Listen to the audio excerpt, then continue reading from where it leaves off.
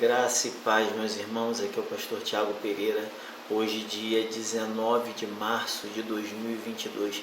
Deixa eu ler um texto com você, Apocalipse 5, versículo 5, diz assim: E me disse um dos anciãos, não chores, eis que o leão da tribo de Judá, a raiz de Davi, que venceu para abrir o livro e desatar os 7 selos. Meus irmãos, aqui livro, na verdade o grego é rolo.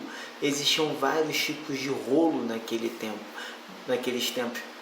Só que quando alguém fazia um rolo e selava esse rolo com 7 selos, ele não era simplesmente um livro, ele era um testamento. E meus irmãos, um testamento, ele só pode ser aberto após a morte do testador, daquele que escreveu o testamento. E em João aqui ele está contando que ele chorava muito porque nos versículos anteriores dizia que ninguém era digno de abrir esse testamento, ninguém era digno de abrir esse selo. E então, quando a gente chega no versículo 5, esse anjo ele brada, ele diz: eis que o leão da tribo de Judá, a raiz de Davi, leão da tribo de Judá, aquilo que é uma maneira de se apontar para Cristo Jesus, raiz de Davi, porque Cristo veio de Davi. Meus irmãos, me diz que ele venceu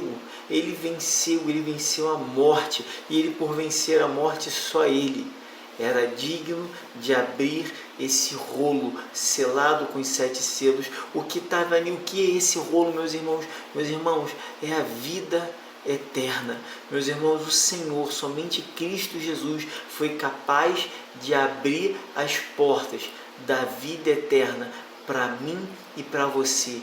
Ele é o único digno, não existe mais alguém, não há ninguém que tenha morrido para que pudesse me beneficiar, ninguém morreu para poder te beneficiar, somente Cristo Jesus, o leão da tribo de Judá, a raiz de Davi, o único que é digno de pegar esse selo, desatar os 7 selos, pegar esse rolo, abrir esse rolo, meus irmãos, só Ele.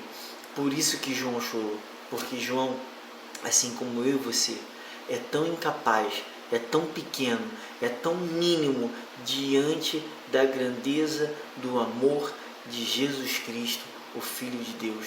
Ele é o leão da tribo de Judá, ele é a raiz de Davi, ele é o cordeiro que venceu a morte e nos deu vida eterna, vida para viver para o Pai, até que ele volte para nos levar. Deus te abençoe, tenha um dia extraordinário.